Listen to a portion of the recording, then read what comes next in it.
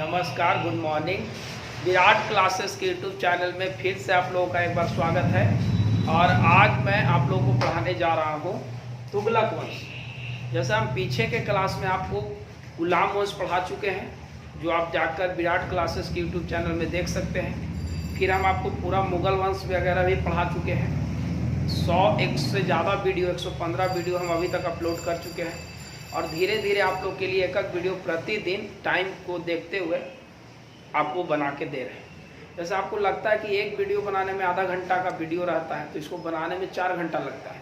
वो टाइम लगता है क्योंकि इसको बनाना, कंप्रेस करना, अपलोड करना, थंबनेल बनाना बहुत टाइम लगता है। तो आइए अब सारी बातों को आज हम आपको बात करेंगे। क्योंकि कोचिंग भी खुला नहीं है कि जो स्टाफ लोग थे उन लोग काम कर सकते थे, तो ये भी दिक्कत है, सब खुद से ही करना पड़ता है। तो आइए आज हम आपको अब सिखाते हैं तुगलक वंश। खिलजी वंश की समाप्ति के बाद, यानी खिलजी वंश की, ध्यान से सुनिएगा, याद होता है कि नहीं आप लास्ट में हमको बताइएगा, ठीक। कह रहा है कि खिलजी वंश के समाप्ति के बाद दिल्ली के गद्दी पर एक नए राजवंश का उदय होता है, जिसका नाम हुआ खिलजी वंश, तुगलक वंश। यानी खिलजी वंश के समाप्ति के बाद दिल्ली के गद्दी पर एक नए राजवंश का उदय होता है, जिसका नाम है तुगलक वंश। यानी इससे पहले कौन वंश था? खिलजी वंश। खिलजी वंश के अंतिम शासक खुसरो खां कह सकते हैं। खुसरो खां को हराने के बाद गयासुद्दीन तुगलक ने एक नए वंश का नींव डाला, जिसका नाम हुआ तुगलक वंश। देखिए, तुगलक वंश में शासकों का अगर क्रम देखें तो गयासुद्दीन तुगलक सबसे पहले, फिर मोहम्मद बिन तुगलक, फिर फिरोज शाह तुगलक, फिर गयासुद्दीन तुगलक द्वितीय, अथवा इसको तुगलक शाह, अबू बकर या नसरुद्दीन मोहम्मद, इतने शासक हुए। लेकिन अगर इतने शासकों को देखा जाए तो इसमें सबसे महत्वपूर्ण, अगर जिससे हमारे एग्जामों में सवाल आते हैं, तो वह मुख्य रूप से गयासुद्दीन तुगलक, मोहम्मद बिन तुगलक और फिरोज शाह तुगलक। तो इन तीनों से ही आपको सवाल एग्जाम में आते हैं। तो इन तीनों के बारे में पढ़ेंगे। यह तुगलक वंश का अंतिम शासक था नसरुद्दीन मोहम्मद तुगलक। तो आइए इस सारे बातों को हम करेंगे। सबसे पहले इसमें गयासुद्दीन तुगलक की हम बात करेंगे। देखिए, सबसे पहले गयासुद्दीन तुगलक 1320 से 25 तक था। यानी गयासुद्दीन तुगलक का शासनकाल 1320 से 1325 तक। मोहम्मद बिन तुगलक के शासनकाल 1325 से 1351 तक था। फिरोज शाह तुगलक का शासनकाल 1351 से 1388 तक था। गयासुद्दीन तुगलक द्वितीय अथवा तुगलक शाह 1388 से 1389 तक था। अबू बकर 1389 से 90 तक था। और नसरुद्दीन मोहम्मद था 1390 से 1412। कुछ समय के लिए इसे भारत पर जब मंगोलों ने आक्रमण किया था, तो उसमें कुछ दिन तक इन्हें गद्दी से हटना पड़ा था। तो आइए अब हम बात करते हैं सारे शासकों की। सबसे पहले हम बात करेंगे गयासुद्दीन तुगलक। चलिए, अगर हम गयासुद्दीन तुगलक की बात करें, गयासुद्दीन तुगलक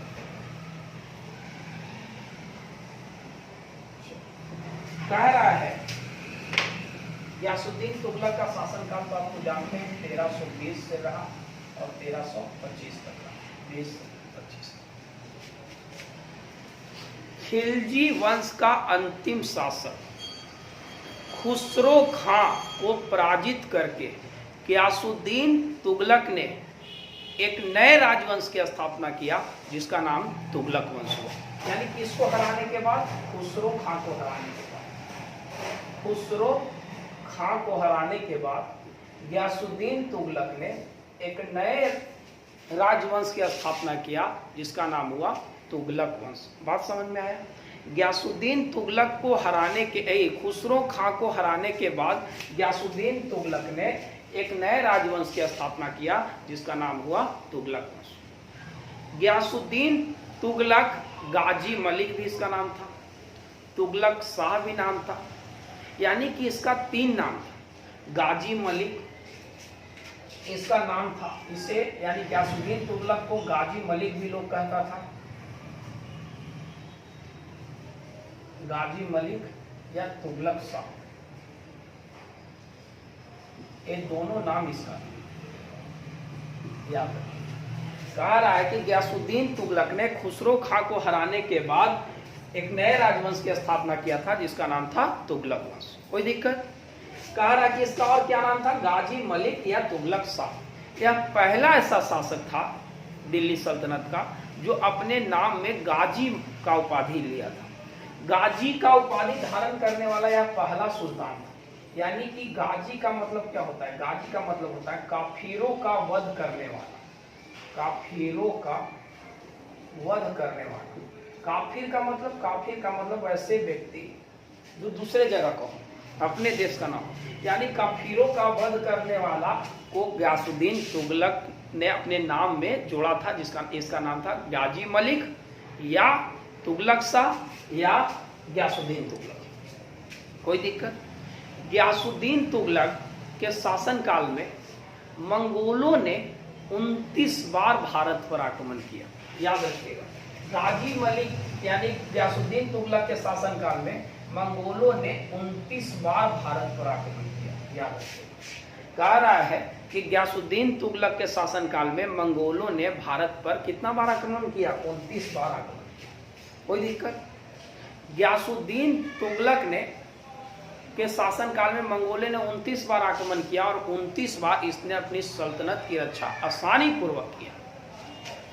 गयासुद्दीन तुगलक कुतुबुद्दीन मुबारक खिलजी के समय, जो खिलजी वंश का अंतिम शासक था मुबारक खिलजी, मतलब खुसरो खां से पहले, मुबारक खिलजी के शासनकाल में यह उत्तरी पश्चिमी प्रांत का बड़ी ही ताकतवर और शक्तिशाली राज्यपाल था। कौन? गयासुद्दीन तुगलक। यानी गयासुद्दीन तुगलक जो था वह मुबारक खिलजी के समय में उत्तरी पश्चिमी प्रांत का, खिलजी के समय में उत्तरी पश्चिमी प्रांत का एक मजबूत और ताकतवर शासक था, राज्यपाल। याद रखिएगा, मुबारक खिलजी के समय में यह उत्तरी पश्चिमी प्रांत का एक ताकतवर राज्यपाल था। इसने जब गद्दी संभाला तो अलाउद्दीन खिलजी ने बहुत लोगों का संपत्ति छीन लिया था, बहुत सारे अमीरों के जमीन को छीन लिया था। तो यह जब गद्दी संभाला तो इसने सबसे पहला काम क्या किया कि अमीरों द्वारा छीनी गई भूमि को इसने वापस लौटा दिया। यानी कि गयासुद्दीन तुगलक ने अमीरों द्वारा छीनी गई भूमि को, यानी जो अलाउद्दीन द्वारा अमीरों की भूमि छीन ली गई थी, अमीरों की भूमि वापस कर दी।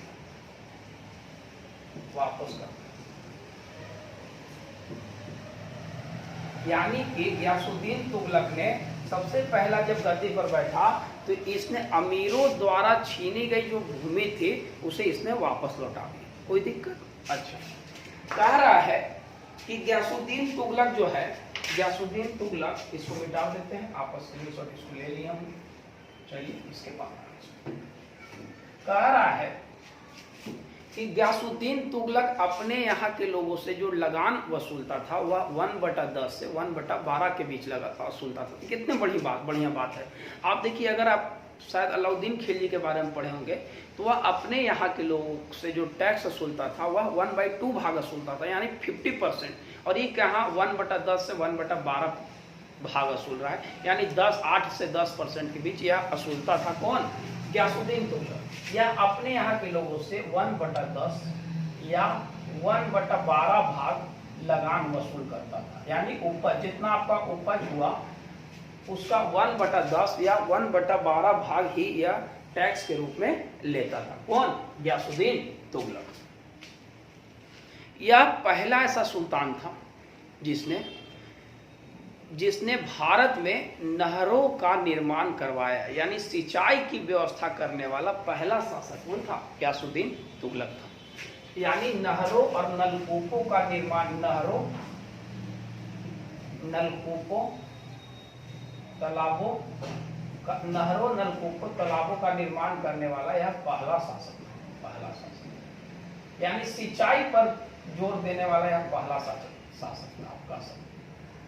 यानी कि जो लोग कृषि करते थे उनके लिए इन्होंने नहरों का निर्माण करवाया, नलकूपों का निर्माण करवाया, तालाब खुदवाए। किसने? गयासुद्दीन तुगलक। याद रखिए, कहा रहा कि गयासुद्दीन तुगलक जो था यह एक ऐसा शासक हुआ जिसका जो दृष्टि था वह सारे लोगों के प्रति अच्छा था। यह चाहता था कि हम सारे लोगों को खुश रखें। कौन? गयासुद्दीन तुगलक। गयासुद्दीन तुगलक चाहता था कि यह हम सारे लोगों को ठीक रखे, सबसे अच्छा स्वभाव, अपना व्यवहार अच्छा रखे, ताकि कोई भी लोग हमसे नाराज ना हो। और इसीलिए जियाउद्दीन बर्नी ने कहा है कि इनका जो नीति था वह मध्य नीति था। मध्य नीति का मतलब कि यह किसी भी व्यक्ति से ज़्यादा या तो किसी से शत्रुता नहीं अपनाता था, सारे लोग से मिलकर रहता था। इसका खासियत था। किसका? तुगलक, गयासुद्दीन तुगलक। कह रहा है गयासुद्दीन तुगलक मलिक उल गाजी की उपाधि खुद से को नवाजा था। मलिक उल गाजी यानी मलिक उल गाजी की उपाधि से भी यह खुद को नवाजा था गयासुद्दीन तुगलक ने। गयासुद्दीन तुगलक ने मलिक उल गाजी की उपाधि से भी खुद को नवाजा था। गयासुद्दीन तुगलक का राज्याभिषेक 8 सितंबर 1320 ईस्वी को हुआ। यह गद्दी पर 8 सितंबर 1320 ईस्वी को बैठा। 1320 ईस्वी। गयासुद्दीन तुगलक 8 सितंबर 1320 ईस्वी को गद्दी पर बैठा। एक सूफी संत थे जिनका नाम था निजामुद्दीन औलिया, उससे इसका नहीं पढ़ता था गयासुद्दीन तुगलक को। यानी कि गयासुद्दीन तुगलक को निजामुद्दीन औलिया के साथ नहीं पढ़ता था। तो निजामुद्दीन औलिया हमेशा इसको चिढ़काता था। खुंजू दिल्ली अभी दूरस्थ, मतलब कहने का मतलब था कि वह इस कहता था कि दिल्ली अभी दूर है तुम्हारे लिए, बहुत ज़्यादा दूर है, तुम दिल्ली का सपना मत देखो। किसको कहता था? गयासुद्दीन तुगलक को। यानी कि गयासुद्दीन तुगलक को कौन कहता था कि दिल्ली अभी दूर है? निजामुद्दीन औलिया। यानी कि एक सूफी संत था जो कहता था कि दिल्ली अभी दूर है, दूर है, दूर है, दूर है, कहता था निजामुद्दीन औलिया। इसको कहता था गयासुद्दीन तुगलक को कहता। गयासुद्दीन तुगलक को चिढ़काता था निजामुद्दीन औलिया ही कह के। वैसे नहीं है कि हम बहुत सारे बच्चों को सपना होता है कि हम IAS बनेंगे, तो लोग चिढ़काते हैं उसको कि अभी तोरा लिए IAS बड़ी दूर है, तो चिंता ना करो, अभी ना बनेगा तुम। ठीक उसी प्रकार इस यानी कि गयासुद्दीन तुगलक जब चाहता था कि हम दिल्ली का गद्दी पर बैठे, दिल्ली का राजा बने, तो उसे निजामुद्दीन औलिया बहुत चिढ़काता था और कहता था कि दिल्ली अभी तुमसे बहुत दूर है। यानी दिल्ली अभी दूर है, यह बात निजामुद्दीन औलिया कहता था। किसको? गयासुद्दीन तुगलक को कहता था। किसको कहता था? गयासुद्दीन तुगलक को कहता था। कोई दिक्कत? गयासुद्दीन तुगलक जब 1325 ईस्वी में बंगाल को जीतकर वापस आ रहा था, तो एक जगह था जिसका नाम था थट्टा, थट्टा नामक स्थान। कह रहा है कि बंगाल से वापस जब वो आ रहा था तो एक रास्ते में उसके लिए, क्योंकि हम अगर जीत के आ रहे हैं तो हमारे लिए तो पूरा एकदम भव्य समारोह का आयोजन किया जाएगा। तो बंगाल अभियान को जब जीत कर आ रहा था गयासुद्दीन तुगलक, तो उसके लिए व्यवस्था रखा गया कि आइए आ रहे हैं आप रास्ते में। उसके लिए क्या किया गया कि एक समारोह का आयोजन किया गया जिसमें लकड़ी का महल बनाया गया और उनके लिए पूरा जोर शोर से उनका स्वागत के लिए तैयारी किया गया। और तैयारी कौन किया? इसका बेटा, जिसका नाम था मोहम्मद बिन तुगलक, या बचपन का नाम था जूना खान। उसने तैयारी किया कि पिताजी बहुत सम्राट जीत के आ रहे हैं, तो इनके लिए भी कुछ व्यवस्था किया जाए। तो जब वह वापस आ रहे थे जीतकर, तो अहमद अजाज द्वारा लकड़ी का महल तैयार किया। लकड़ी का महल अहमद अयाज कौन बनवाया था? याद रखिएगा, अहमद अयाज। यानी जब बंगाल अभियान से जब वापस जीतकर गयासुद्दीन तुगलक बंगाल जीतकर आ रहा था, तो अहमद अयाज द्वारा लकड़ी का महल उनके भव्य तैयारी के लिए, यानी भव्य उनको देख रेख के लिए, उनको स्वागत के लिए एक लकड़ी का महल तैयार किया। लेकिन ये प्री प्लान था। किसका? मोहम्मद बिन तुगलक का, यानी इसका बेटा का। वह चाहता था कि लकड़ी का महल वो तैयार किया, और जब उसके पिताजी आए उसमें आराम करने लगे तो लकड़ी का महल उसके ऊपर गिरा दिया और मर गया। यानी कि लकड़ी के महलों में दबने के कारण गयासुद्दीन तुगलक की मृत्यु 1325 ईस्वी में हो गया। ये लकड़ी का महल बनाया कौन था? अहमद अयाज। यानी अहमद अयाज द्वारा बनाए गए लकड़ी के महल में दबने के कारण 1325 ईस्वी में गयासुद्दीन तुगलक की मृत्यु हो गया। 1325 ईस्वी में गयासुद्दीन तुगलक की मृत्यु। लकड़ी के महल में ऐसा माना जाता है, बहुत सारे इतिहासकारों का, ये पूर्ण प्री प्लान था। यानी जूना खां जो था, इसका जो बेटा था मोहम्मद बिन तुगलक या जूना खां कहिए, उसने प्री प्लान किया था कि पिताजी को अब आएंगे, आराम करेंगे लकड़ी के महल में और लकड़ी के महल को गिरा देंगे। ठीक है, बहुत सारे इतिहासकारों ने कहा कि यह एक एक्सीडेंट भी था, लेकिन बहुत सारे इतिहासकारों ने कहा कि यह एक पूर्ण प्लान था। तो 1325 ईस्वी में जब गयासुद्दीन तुगलक वापस आ रहा था तो उसे लकड़ी का महल उसके ऊपर गिरा दिया गया। और 1325 ईस्वी में बंगाल अभियान से, लास्ट अभियान इसका क्या था, बंगाल, याद रखिए, अंतिम अभियान जो यह जीता बंगाल अभियान, बंगाल को जब जीत कर आ रहा था तो 1325 ईस्वी में लकड़ी के महल में इसे आराम करने के लिए बुलाया गया, भव्य समारोह का आयोजन किया गया था। और उसी के लकड़ी के महल के अंदर दबकर मर गया कौन, गयासुद्दीन तुगलक। वह लकड़ी का महल तैयार किया था अहमद अयाज ने, और वह 1325 ईस्वी में उसकी मृत्यु उस लकड़ी के महल में दब जाने के कारण हो गई थी। अब आइए, अब हम आगे बढ़ते हैं और थोड़ा सा आप समझ आइए। कह रहा है कि इसका अंतिम अभियान बंगाल अभियान था। इसने दिल्ली के समीप एक शहर बसाया तुगलकाबाद, यानी तुगलकाबाद नामक शहर का निर्माण तुगलकाबाद को किसने बसाया, गयासुद्दीन तुगलक ने। और वहां पर इसने एक इमारत बनवाया जिसका नाम था 56 कोट नामक इमारत का भी निर्माण किसने करवाया, गयासुद्दीन तुगलक ने करवाया। तो गयासुद्दीन तुगलक का अंतिम अभियान कहाँ था, बंगाल। किसके महल में दबने के कारण मौत हो गई, अहमद अयाज। लेकिन यह प्री प्लान था इसका पुत्र का, जिसका नाम था मोहम्मद बिन तुगलक। तो आइए गयासुद्दीन तुगलक को जानते हैं और इसके बाद हम पढ़ेंगे मोहम्मद बिन तुगलक। पहले जान लीजिए, कह रहा है कि गयासुद्दीन तुगलक वंश की स्थापना खिलजी वंश के बाद हुआ। तुगलक वंश की स्थापना किस वंश के बाद हुआ, खिलजी वंश के बाद हुआ। तुगलक वंश की स्थापना खिलजी वंश के बाद हुआ। कह रहा है कि तुगलक वंश की स्थापना किस वंश के बाद हुआ, खिलजी वंश के बाद हुआ। गयासुद्दीन तुगलक ने खुसरो खां को हराने के बाद तुगलक वंश का नींव डाला। गयासुद्दीन तुगलक को गाजी मलिक या तुगलक शाह कहा जाता था, या इसको गाजी मलिक या तुगलक शाह कहा जाता था। यह उपज का 1/10 से 1/12 भाग टैक्स लिया करता था। यानी जो गयासुद्दीन तुगलक था वह उपज का 1/10 से 1/12 भाग टैक्स लिया करता था। यह गद्दी पर 8 सितंबर 1320 ईस्वी को बैठा था। यानी यह दिल्ली की गद्दी पर 8 सितंबर 1320 ईस्वी को बैठा था। गयासुद्दीन तुगलक अपने नाम में गाजी लगाया था। गाजी का मतलब होता था काफिरों का वध करने वाला। यह पहला सुल्तान था जो गाजी की उपाधि से खुद को नवाजा था। गयासुद्दीन तुगलक ने अमीरों की भूमि जो अलाउद्दीन खिलजी छीन लिया था उसे इसने वापस कर दिया। यानी अमीरों की छीनी गई भूमि को वापस कर दिया गयासुद्दीन तुगलक ने। गयासुद्दीन तुगलक के शासनकाल में 29 बार मंगोलों ने भारत पर आक्रमण किया। मंगोलों ने, कह रहा है कि गयासुद्दीन तुगलक के शासनकाल में मंगोलों ने 29 बार भारत पर आक्रमण किया।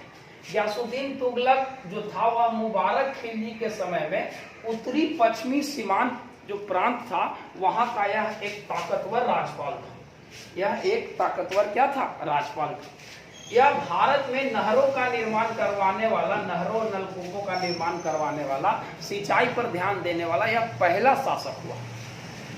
यह खुद को मलिक उल गाजी की उपाधि से भी नवाजा। यह खुद को क्या कहता था, मलिक उल गाजी की उपाधि से भी खुद को नवाजा।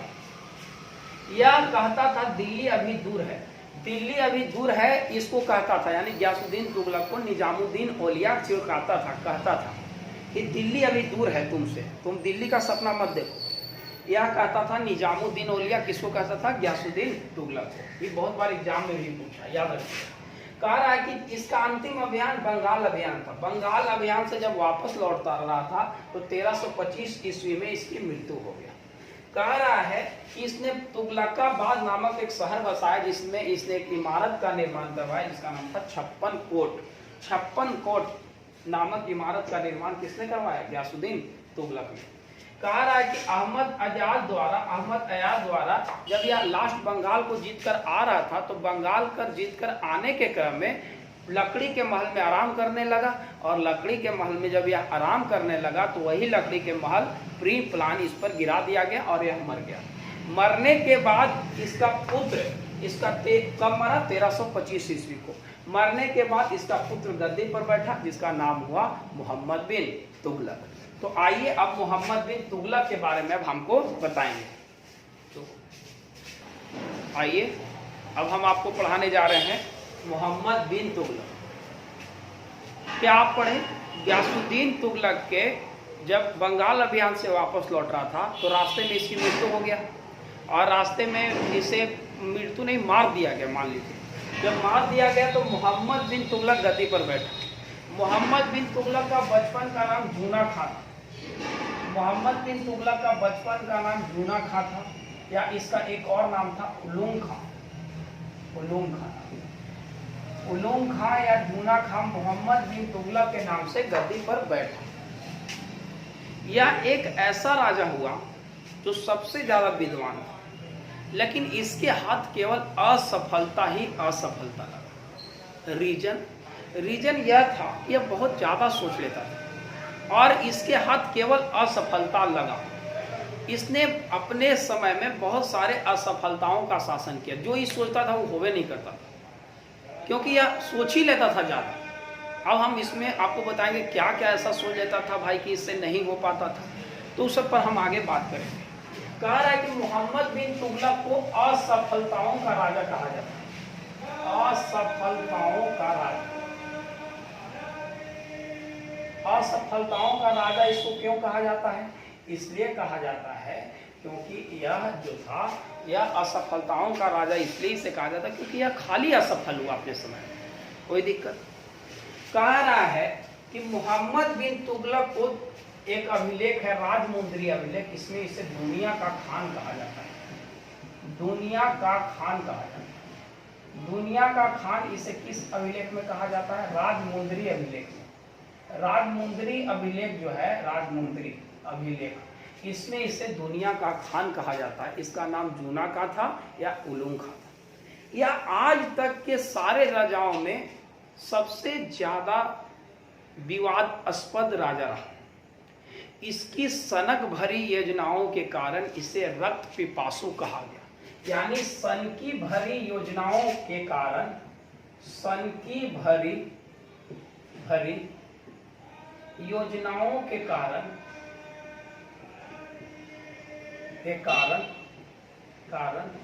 इसे रक्त पिपासु कहा जाता है। इसे क्या कहा जाता है? रक्त पिपासु। सन की भरी योजनाओं के कारण इसे क्या कहा जाता है? रक्त पिपासु। यह सबसे अधिक विद्वान, सबसे विद्वान,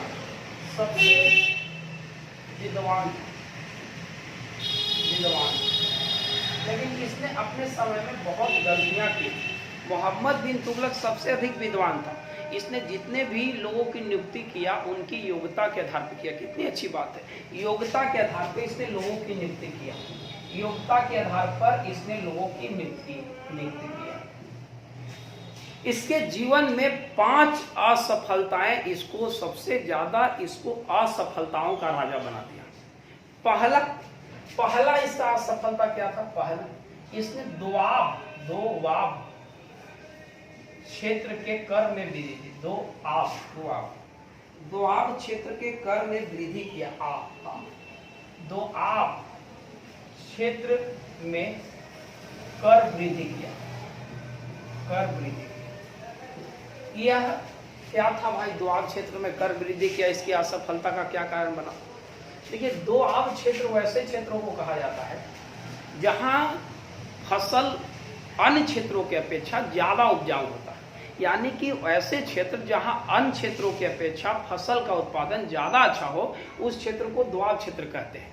तो इसने क्या किया कि कहा कि यहाँ के लोगों से इतना % टैक्स लेंगे, जो दोआब क्षेत्र में जिनका जमीन है उनसे हम इतना टैक्स लेंगे। तो यह नहीं चल सका। आप बताइए, अगर कोई ये कहेगा कि आपका घर जहाँ है वहाँ 10% टैक्स लेंगे, उनका घर वहाँ है उनको 20% टैक्स लेंगे, रोड पे आपका रोड पे नहीं, तो ऐसा नहीं होगा। तो इसने क्या किया कि जिसका जमीन उपजाऊ था ज़्यादा, उसके उन लोगों के जो उपज होता था उसमें करों में यानी टैक्स में वृद्धि कर दिया, और यह भी इसकी असफलता का कारण बना। यानी द्वाब क्षेत्रों के कर में वृद्धि करना भी मोहम्मद बिन तुगलक का असफलता का कारण बना। बात समझ। दूसरा, इसने अपनी राजधानी दिल्ली से देवगिरी ले गया। दिल्ली से देवगिरी ले गया। दिल्ली से देवगिरी ले जाना भी यह असफल रहा इसमें भी, और यह पुनः वापस देवगिरी से दिल्ली ले आया। इसने अपनी राजधानी दिल्ली से देवगिरी ले गया, तो काहे असफल हो गया? राजधानी ले जाने में कैसे असफल हो गया भाई? तो इसलिए राजधानी ले जाने में असफल हो गया कि कहा कि अब जो लोग दिल्ली में रह रहे सारा देवगिरी चले। अब बताइए कि एगो क्षेत्र इतना बड़ा दिल्ली का क्षेत्र, अब देवगिरी में जाकर इतने लोगों को बसाना संभव नहीं था। यह पागल की तरह हमेशा डिसीजन लेता था। अब बताइए, कहा कि जितने भी औरंगाबाद के लोग हैं चलिए मदनपुर में रहिए, तो जितना औरंगाबाद का क्षेत्र अगर उतना मदनपुर का नहीं रहेगा तो उतना लोग कैसे बसेंगे वहाँ? तो इसने दिल्ली से देवगिरी राजधानी जरूर ले गया, लेकिन कहा कि यहाँ के सारे लोग भी चलिए साथ साथ, तो यह असफल हो गया। यानी इसने भी, और यह दोबारा इसने क्या किया कि अपनी राजधानी देवगिरी से दिल्ली ले आया। दिल्ली ले आया, याद रखिए। और यह असफलता, इसने सांकेतिक मुद्रे चलाए। सांकेतिक मुद्रा का प्रचलन किया। सांकेतिक मुद्रा का प्रचलन क्यों किया? ये क्या होता है सांकेतिक मुद्रा?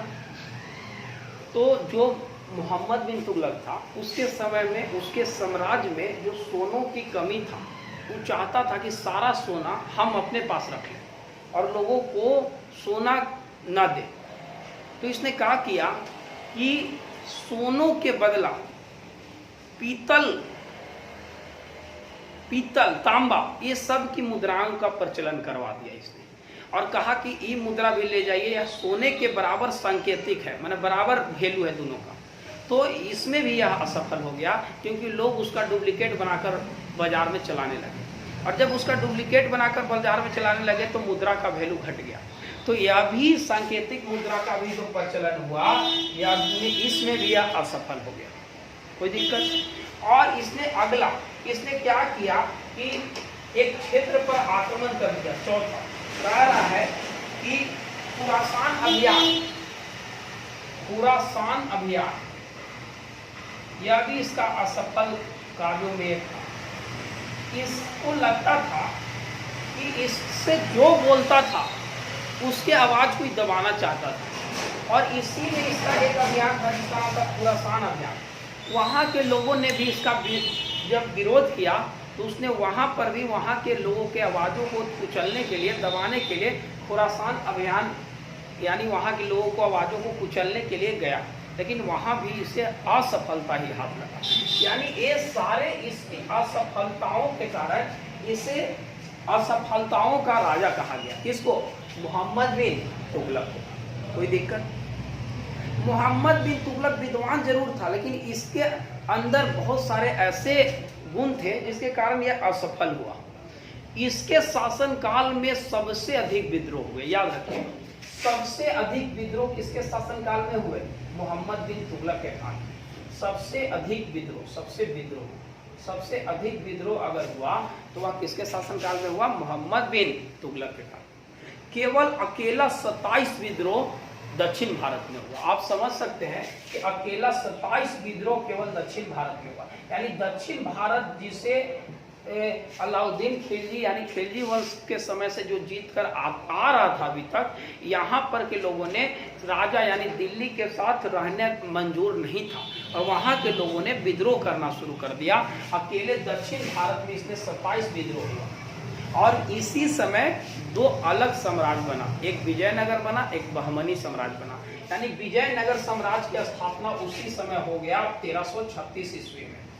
विजयनगर साम्राज्य की स्थापना हो गया 1336 ईस्वी में। याद रखिएगा, दो भाई है हरियर एवं बुक्का नामक दो भाइयों ने विजयनगर साम्राज्य की स्थापना किया 1336 ईस्वी। याद रखिएगा। कह रहा है कि इसके हाथ से अब दक्षिण भारत धीरे धीरे फिसल रहा था। किसके हाथ से? मोहम्मद बिन तुगलक के हाथों से। और विजयनगर साम्राज्य की स्थापना किया हरिहर एवं बुक्का नामक दो भाइयों ने 1336 ईस्वी में। अब दक्षिण भारत इसके हाथ से जा रहा है, यानी तुगलक वंश, जो खिलजी वंश के जो अलाउद्दीन खिलजी जो दक्षिण भारत को जीत कर रखा था, यह अब हाथों से निकल रहा है। अब आइए, इसके बाद बहमनी साम्राज्य की स्थापना हुआ। बहमनी साम्राज्य अलाउद्दीन बहमद शाह ने 1347 ईस्वी में, अलाउद्दीन बहमद शाह, याद रखिएगा, अलाउद्दीन बहमन शाह ने बहमनी साम्राज्य की स्थापना 1347 में किया। यानी अब इसके हाथ से दक्षिण भारत फिसल रहा है। और इसी क्रम में 27 विद्रोह अकेले दक्षिण भारत में होना का मतलब आप समझ सकते हैं कि वहाँ के लोग पूरी तरह से नाखुश थे।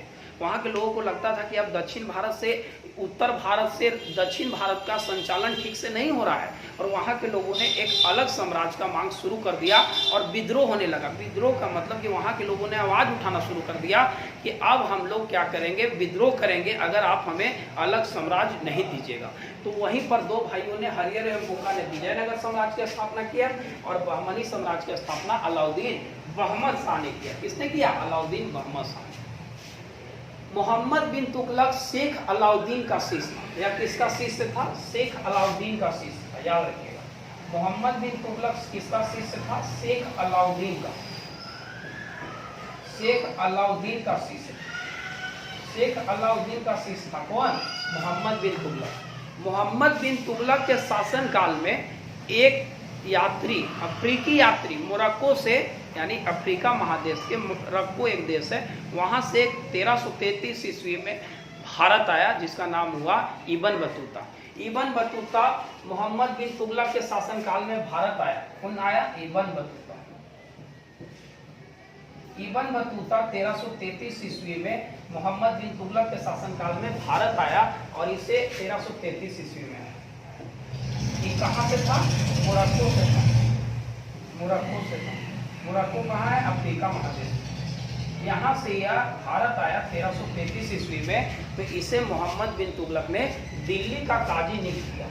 इसे कहाँ का काजी नियुक्त किया? दिल्ली का काजी नियुक्त किया, याद रखिएगा। कहा रहा है कि इब्न बतूता किसके शासनकाल में भारत आया था? बहुत बार एग्जाम में पूछा है। तो इब्न बतूता मोहम्मद बिन तुगलक के शासनकाल में भारत आया। यह किस देश से था? मोरक्को से था। किस महादेश से था? अफ्रीका से था। इससे जब भारत आया तो इसे कहाँ का काजी नियुक्त किया गया? दिल्ली का काजी नियुक्त किया। कहाँ का काजी नियुक्त किया गया? दिल्ली का। पुनः इसे 1342 ईस्वी में जो मोहम्मद बिन तुगलक था वह दोबारा चीन अपने यात्री बनाकर भेज दिया। तो याद रखिएगा कि इब्न बतूता जो था वो इसे कहाँ का काजी नियुक्त किया गया? दिल्ली का। अगर आप कहें तो बीच वाला हम थोड़ा मिटाते हैं। बीच वाला आप देख लीजिए, दोआब क्षेत्र में कर में वृद्धि किया गया, इसकी असफलता का कारण बना। दिल्ली से देवगिरी स्थापना किया, वहाँ के लोगों को भी कहा चलने के लिए, यह भी असफल हुआ। सांकेतिक मुद्रा चलाया, यहाँ भी असफल हुआ। खुरासान अभियान में भी असफलता इसको हाथ लगी। अब आइए, कह रहा है कि इब्न बतूता जो है, इसकी एक पुस्तक है जिसका नाम है रेहला। याद रखिएगा, इब्न बतूता की एक पुस्तक है जिसका नाम है रेहला नामक पुस्तक की रचना इब्न बतूता ने किया। इब्न बतूता कहाँ का यात्री था? मोरक्को का। इस महादेश से आया था? अफ्रीका से। इसे कहाँ का काजी नियुक्त किया गया? दिल्ली का।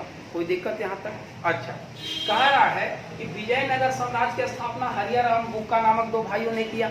बहमनी साम्राज्य की स्थापना अलाउद्दीन बहमद शाह ने 1347 में किया। क्या किसका शिष्य था? शेख अलाउद्दीन का शिष्य था। किसका शिष्य था? शेख अलाउद्दीन का। इसे दुनिया का खान इसे दुनिया का खान कहा जाता है। दुनिया का खान किस अभिलेख में कहा जाता है? राजमुंदरी अभिलेख में। किस अभिलेख में कहा जाता है? राजमुंदरी अभिलेख में कहा जाता है। मुद्राओं का राजा भी इसे कहा जाता है, याद रखिएगा। एक इतिहासकार हैं एडवर्ड थॉमस, उन्होंने इसे मुद्राओं का राजा कहा। मुद्राओं का राजा इसे एडवर्ड थॉमस ने कहा। मुद्राओं का राजा भी इसे कहा। इसने कृषि विभाग के लिए अमीर एक कोही की स्थापना किया। कृषि विभाग के लिए इसने किसकी स्थापना किया था? अमीर एक कोही की स्थापना की। किसने? मोहम्मद बिन तुगलक ने अमीर एक कोही की स्थापना की। 20 मार्च 1351 ईस्वी को सिंध जाते समय थट्टा नामक स्थान पे इसकी मृत्यु हो जाती है। याद रखिएगा कि 20 मार्च 1351 ईस्वी को सिंध जाते समय थट्टा नामक स्थान पे इसकी मृत्यु हो जाती है। याद हो गया होगा उम्मीद तक। एक बार आप बता देते हैं आपको। मोहम्मद बिन तुगलक, गयासुद्दीन तुगलक का उत्तराधिकारी यानी उसका पुत्र बैठा गद्दी पर, मोहम्मद बिन तुगलक। इसका जूना खां भी नाम था, उलूंग खां भी नाम था। इसे दुनिया का खान कहा जाता था। इस बात का जानकारी राजमुंदरी अभिलेख में मिलता है। यह योग्यता के आधार पर लोगों को नियुक्त करता था। इसने अपने शासनकाल में राजधानी दिल्ली से देवगिरी ले गया और वापस इसने, जब यह नहीं हो पाया, इसने वापस अपनी राजधानी देवगिरी से दिल्ली ले आया। यह किसका शीश था? शेख अलाउद्दीन का शीश था। इसके शासनकाल में इब्न बतूता आया था, जो अफ्रीका महादेश के मोरक्को देश से था। यह 1333 ईस्वी में भारत आया और इसे दिल्ली का काजी नियुक्त किया गया। जब यह वापस यहाँ से 1342 ईस्वी में चीन इसको भेज दिया मोहम्मद बिन तुगलक ने। मोहम्मद बिन तुगलक सबसे अधिक विद्वान था, लेकिन सन की भरी योजनाओं के कारण इसे रक्त पिपासु कहा जाता है। सन की भरी योजनाओं के कारण इसे रक्त पिपासु कहा जाता है। इसके शासनकाल में सबसे अधिक विद्रोह हुए, यानी जनता सबसे ज्यादा नाराज थी इससे। और इसके शासनकाल में अकेला 27 विद्रोह केवल दक्षिण भारत में हुए। इसे असफलताओं का राजा कहा जाता है, या इसे एडवर्ड स्मिथ ने मुद्राओं का भी राजा कहा है। कहा रहा है कि इसके शासनकाल में विजयनगर साम्राज्य की स्थापना हरिहर एवं बुक्का नामक दो भाइयों ने 1336 ईस्वी में किया और बहमनी साम्राज्य की स्थापना 1347 ईस्वी में अलाउद्दीन बहमन शाह ने किया। इसकी मृत्यु 20 मार्च 1351 ईस्वी को सिंध जाते समय थट्टा नामक स्थान पे हो गया। सिंध जाते समय थट्टा नामक स्थान पे 20 मार्च 1351 ईस्वी को हो गया। यह सब में असफल हुआ, चाहे वह द्वाब क्षेत्र में कर की वृद्धि किया, या इसने सांकेतिक मुद्रा चलाया, या इसने अपनी राजधानी दिल्ली से देवगिरी ले गया, या खुरासान के क्षेत्रों में इसने हमला किया। सारे चीजों में यह असफल हो गया और 20 मार्च 1351 ईस्वी को इसकी मृत्यु हो गया। अब अगला जो राजा बना, इसका चचेरा भाई बना। अब उसके बारे में भी हम आगे पढ़ेंगे। आइए अब हम आपको पढ़ाने जा रहे हैं फिरोज शाह तुगलक। तो आइए फिरोज शाह तुगलक के बारे में जानिए। कह रहा है कि फिरोज शाह तुगलक का 2 बार राज्याभिषेक हुआ। पहला राज्याभिषेक हुआ मार्च 1351 ईस्वी सिंध में हुआ। फिर दूसरा इसका राज्याभिषेक अगस्त 1351 ईस्वी में हुआ। यानी कि इसका राज्याभिषेक 2 बार हुआ। पहला इसका राज्याभिषेक हुआ मार्च 1351 ईस्वी को और फिर दोबारा दिल्ली में हुआ। यानी कि इसका राज्याभिषेक 2 बार हुआ। मार्च 1351 को अगर बात करें तो सिंध में हुआ, सिंध में ठट्टा नामक स्थान पे जहां वो मरा था। और उसके बाद अगस्त 1351 ईस्वी में इसका दूसरा बार राज्याभिषेक दिल्ली में। यह मोहम्मद बिन तुगलक का चचेरा भाई था। यह मोहम्मद बिन तुगलक का चचेरा भाई था। MBT कहते हैं हम लोग इसको। मोहम्मद बिन तुगलक का यह क्या था? चचेरा भाई था। मोहम्मद बिन तुगलक का चचेरा भाई था। इसकी माँ राजपूत थी। फिरोज शाह तुगलक की माँ राजपूत थी जिसका नाम था बीबी जैला। इसकी माँ राजपूत थी जिसका नाम था बीबी जैला नाम। कह रहा है कि फिरोज शाह तुगलक ने 9 बड़े नहरों का निर्माण करवाया और इसने करीब करीब 300 नए शहर बसाए। यानी इसने 9 बड़े नहरों का निर्माण करवाया, बड़े नहरों का निर्माण करवाया और इसने 300 नगर बसाए। कहीं कहीं आपको किताब में 5 बड़े नहरों का निर्माण लिखेगा। इसने 9 बड़े नहरों का निर्माण करवाया। कहीं कहीं आप पढ़िएगा तो 5 बड़े नहरों का निर्माण करा, लेकिन करवाया 9। और इसने करीब करीब 300 नए नगर बसाए, जिसमें इसने प्रमुख नगर था जौनपुर था। याद रखिएगा, जौनपुर था, हिसार था, फिरोजाबाद था, फतेहाबाद था। ये सारे जो जगह है इसका निर्माण या सारे शहरों को बसाने का श्रेय किसे जाता है? फिरोज शाह तुगलक को। फिरोज शाह तुगलक ने जौनपुर, हिसार, फिरोजाबाद, फतेहाबाद, ये सारे शहरों, फिरोजपुर, ये सारे जगहों को किसने बसाया था? फिरोज शाह तुगलक ने बसाया। अगर फिरोज शाह तुगलक की बात किया जाए तो इसने दिल्ली में फिरोज शाह कोटला दुर्ग का निर्माण करवाया। फिरोज शाह कोटला स्टेडियम आप सुने होंगे, क्रिकेट के लिए है। फिरोज शाह कोटला दुर्ग का निर्माण फिरोज शाह तुगलक ने करवाया। कोटला दुर्ग का निर्माण फिरोज शाह तुगलक ने करवाया। फिरोज शाह कोटला स्टेडियम है जो क्रिकेट के लिए है, दिल्ली में है। इसके जो दुर्ग है, इसके जो इमारत है, उसको किसने बनवाया था? फिरोज शाह तुगलक ने। इसने 9 बड़े नहरों का निर्माण और 300 नए नगर बसाए। इसकी माँ बीबी जैला एक राजपूत थी। यह चचेरा भाई था मोहम्मद बिन तुगलक का। यह कब गद्दी पर बैठा? यह गद्दी पर बैठा मार्च 1351 ईस्वी में। इसका पहला राज्याभिषेक सिंध में हुआ और इसका दूसरा राज्याभिषेक अगस्त 1351 में दिल्ली में हुआ। कोई दिक्कत? कह रहा है कि फिरोज शाह तुगलक जो था यह ब्राह्मणों पर जजिया कर लगाने वाला पहला शासक था। ब्राह्मणों पर जजिया कर लगाने वाला पहला शासक कौन था? फिरोज शाह तुगलक। ब्राह्मणों पर जजिया कर लगाने वाला पहला शासक कौन था? फिरोज शाह तुगलक। जजिया एक कर होता था जो केवल हिंदुओं से लिया जाता था और यह कर लगाने वाला यह पहला मुसलमान शासक हुआ। ब्राह्मणों पर जजिया कर लगाने वाला यह पहला मुसलमान शासक हुआ। मोहम्मद बिन तुगलक ने अपने समय में 24 तरह का टैक्स लगा के रखा था और इसने 24 तरह के टैक्सों को ख़त्म कर दिया, केवल 4 तरह के टैक्स रखा।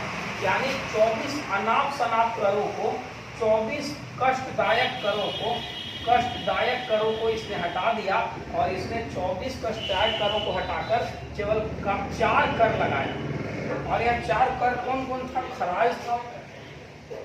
खराज था, एक टैक्स खूंस था, जजिया और जकात था। जजिया जकात। देखिए, जिस तरह से जजिया कर हिंदुओं से लिया जाता था, ठीक उसी प्रकार जो जकात कर था मुसलमानों से लिया जाता था। तो इसने 24 तरह के कष्टदायक करों को हटाकर केवल कितने तरह के कर लगाए? 4 तरह के। कितने तरह के? 4। इसके ने ब्राह्मणों पर जजिया कर लगाने वाला पहला मुसलमान शासक था। इसका 2 बार राज्याभिषेक हुआ। पहला मार्च 1351 में सिंध में हुआ और अगस्त 1351 में दिल्ली में हुआ। इसकी माँ का नाम बीबी जैला था। यह मोहम्मद बिन तुगलक का चचेरा भाई था। इसने 9 बड़े नहरों का निर्माण करवाया और इसने करीब करीब 300 नए नगर बसाए। कहा रहा है कि जौनपुर, हिसार, फिरोजाबाद, फतेहाबाद, फिरोजपुर, ये सारे शहरों का निर्माण किसने करवाया? फिरोज शाह तुगलक ने। फिरोज शाह तुगलक ने फिरोज शाह कोटला स्टेडियम बनवाया। फिरोज शाह कोटला स्टेडियम का जो दुर्ग है, इसका निर्माण किसने करवाया? फिरोज शाह तुगलक ने। या सिंचाई, जब यह इसने क्या किया कि जब नहरों का निर्माण करवाया तो टैक्स भी लेगा, तो इसने सिंचाई टैक्स 1/10 भाग लेता था। 1/10 भाग सिंचाई कर लेता था।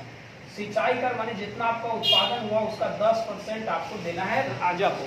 जितना भी उत्पादन, मान लीजिए 100 kg उत्पादन हुआ, 100 टन हुआ, तो 10 टन राजा को देना होता है। यानी 10 टन आपको राजा को देना होता है। यानी 1/10 भाग सिंचाई के रूप में दिया जाता है। इसने खाना ए जहां तेलगानी नामक एक मकबरे का निर्माण करवाया था। इसने खान ए जहां तेलगानी नामक मकबरे का निर्माण करवाया था फिरोज शाह तुगलक। फिरोज शाह तुगलक ने खान ए जहां तेलगानी नामक मकबरे का निर्माण करवाया। अच्छा, फिरोज शाह तुगलक की आत्मकथा का नाम था फतूहत ए फिरोज शाही। इसके आत्मकथा का नाम था फतूहत ए फिरोज शाही। इसकी आत्मकथा का क्या नाम था? फतूहत ए फिरोज शाही नाम। इसकी आत्मकथा का क्या नाम था? फतूहत ए फिरोज शाही। खान ए जहां तेलगानी नामक मकबरे का निर्माण किसने करवाया था? फिरोज शाह तुगलक ने करवाया था। किसने करवाया था? फिरोज शाह तुगलक ने। इसकी आत्मकथा का नाम है फतूहत ए फिरोज शाही। क्या नाम है? फतूहत ए फिरोज शाही। इसने ज्वालामुखी मंदिर को लूटा और उसमें 1300 पुस्तकों को इसने फारसी में अनुवाद किया। ज्वालामुखी मंदिर के लूटी हुई पुस्तकों को, ज्वालामुखी मंदिर से जब 1300 पुस्तकों को लूटा तो उसको किस भाषा में अनुवाद करवाया? फारसी में अनुवाद करवाया। कौन? फिरोज शाह तुगलक। ज्वालामुखी मंदिर में लूटी हुई पुस्तकों को इसने फारसी में अनुवाद किया। यह दासों का बड़ा शौकीन था। यह करीब करीब ऐसा लिखा गया है बहुत सारे पुस्तकों में कि 1,80,000 दास केवल रखता था। सोच सकते कितना है। यानी कि यह दासों का बड़ा शौकीन था और इसने दास रखता था अपने पास। क्या रखता था? दास। दास कौन होते थे? दास वे लोग होते थे जो युद्ध में हारे हुए सैनिक होते थे, उन्हें दास बना लिया जाता था। तो यह दासों का बड़ा शौकीन था और दासों की देखरेख के लिए इसने दीवान ए बंदगान नामक दीवान ए बंदगान, दीवान ए बंदगान नामक एक संस्था की स्थापना किया था जो दासों की देखरेख के लिए था। यानी दीवान ए बंदगान किसके लिए था? दासों की देखरेख के लिए। टैक्स, सिंचाई टैक्स कितना लेता था? अच्छा, ये दिख रहा है, ये नीचे, ठीक। दीवान ये नहीं दिख रहा है, नीचे ये भी देख। अच्छा, इसने दीवान ए बंदगान की स्थापना किया था। इसने किसकी स्थापना किया था? दीवान ए बंदगान की स्थापना किया था। दासों के लिए इसने दीवान ए बंदगान बनाया था। खान ने जहां तेलगानी नामक मकबरे का निर्माण करवाया था। इसने 9 बड़े नहरों का निर्माण करवाया। इसने 300 नए नगर बसाए। इसने ब्राह्मणों पर जजिया कर लगाने वाला पहला मुसलमान था। इसने फिरोज शाह कोटला नामक दुर्ग की स्थापना किया था। यह मोहम्मद बिन तुगलक का चचेरा भाई था। इसका 2 बार राज्याभिषेक हुआ, एक बार सिंध में 1351 में, एक बार दिल्ली में 1351 में हुआ। मार्च में सिंध में, अगस्त में दिल्ली में। इसने 24 तरह के कष्टदायक करों को हटा दिया और इसने केवल और केवल 4 तरह का कर टैक्स लेता था। यह दासों का बड़ा शौकीन था। इसने दासों के लिए दीवान ए बंदगान की स्थापना किया था। 1,80,000 के करीब यह दास अपने पास रखता था। इसने 4 तरह के टैक्स लेता था, खराज, खम्स, जजिया और जकात। इसने क्या बनवाया था? खान ए जहां तेलगानी मकबरे का निर्माण भी इसने करवाया था। कोई दिक्कत? कह रहा है कि 1388 ईस्वी में फिरोज शाह तुगलक की मृत्यु हो जाता है। अब इसके बाद थोड़ा सा बस 5 मिनट की कहानी और है, सुन लीजिए। 1388 ईस्वी में फिरोज शाह तुगलक की मृत्यु हो जाता है। कह रहा है कि 1388 ईस्वी में फिरोज शाह तुगलक की मृत्यु हो जाता है और इसका उत्तराधिकारी गियासुद्दीन तुगलक II होता है। कह रहा है कि 1388 ईस्वी में इसकी मृत्यु होने के बाद गियासुद्दीन तुगलक II गद्दी पर बैठता है और गियासुद्दीन तुगलक II गद्दी पर बैठता है। फिर वो 1 साल मात्र गद्दी पर रहता है। फिर उसका उत्तराधिकारी अबू बकर होता है, वह भी 1 साल रहता है गद्दी पर। और 1390 ईस्वी में गियासुद्दीन नसरुद्दीन मोहम्मद तुगलक गद्दी पर बैठता है। यह तुगलक वंश का अंतिम शासक था, याद रखिएगा। नाम क्या है? नसरुद्दीन मोहम्मद तुगलक। नसरुद्दीन मोहम्मद तुगलक। यह तुगलक वंश का अंतिम शासक था। इसके शासनकाल में तैमूर इलंग ने दिल्ली पर आक्रमण किया था, याद रखिएगा। नसरुद्दीन मोहम्मद तुगलक के शासनकाल में तैमूर इलंग ने दिल्ली पर आक्रमण किया और दिल्ली पर आक्रमण करके खूब लूटपाट मचाया 1398 ईस्वी में, याद रखिएगा। तुगलक वंश नसरुद्दीन मोहम्मद तुगलक के शासनकाल में 1398 ईस्वी में तैमूर इलंग ने दिल्ली पर आक्रमण किया। बहुत इंपॉर्टेंट बात है, तैमूर इलंग ने किसके शासनकाल में आक्रमण किया? नसरुद्दीन मोहम्मद तुगलक के शासनकाल में। और इसने खूब लूटपाट मचाया, खूब लूटपाट मचाया। नसरुद्दीन मोहम्मद को गद्दी से हटा दिया और खूब लूटपाट मचाया। एकदम दिल्ली के सब बहुत सारे चीज़ों को लूटा, कत्लेआम किया, बहुत सारे लोगों की हत्या किया और 1398 ईस्वी में इसने दिल्ली पर आक्रमण किया। और तुगलक वंश का अंतिम शासक नसरुद्दीन मोहम्मद तुगलक था। और यह 1398 में जब गद्दी से हटा, दोबारा यह राजा बन गया और दोबारा राजा बनने के बाद यह 1412 तक रहा और तुगलक वंश 1412 ईस्वी में समाप्त हो गया। 1412 ईस्वी में एक नए राजवंश का उदय हुआ और उस वंश का नाम था सैयद वंश। उम्मीद करते हैं आपको याद हो गया होगा तुगलक वंश का अंतिम राजा। अगर आपसे कोई पूछे तो बोलिएगा नसरुद्दीन मोहम्मद तुगलक। लेकिन मुख्य रूप से दो पर आपको सबसे ज्यादा सवाल आएंगे, एक मोहम्मद बिन तुगलक, एक फिरोज शाह तुगलक। तो मोहम्मद बिन तुगलक और फिरोज शाह तुगलक उम्मीद करते हैं कि आपको याद हो गया होगा। तुगलक वंश का अंतिम राजा आपसे पूछेगा नसरुद्दीन मोहम्मद तुगलक। इसके काल में तैमूर इलंग ने इंडिया पर आक्रमण दिल्ली पर किया था। नसरुद्दीन मोहम्मद तुगलक कब किया था? 1398 ईस्वी में। खूब लूटपाट मचाया, जब चल गया तो दोबारा इसको गद्दी मिल गया और यह 1412 तक रहा। 1412 में एक नए राजवंश का स्थापना हो गया दिल्ली के गद्दी पर, इसका नाम हुआ सैयद वंश। तो आप इतना देख लीजिए, एक बार स्क्रीनशॉट ले लीजिए और आज यहीं तक रखते हैं। चलिए आज यहीं तक रखते हैं। आप जो चैनल को सब्सक्राइब नहीं किए हैं कर दीजिए। बहुत बहुत धन्यवाद।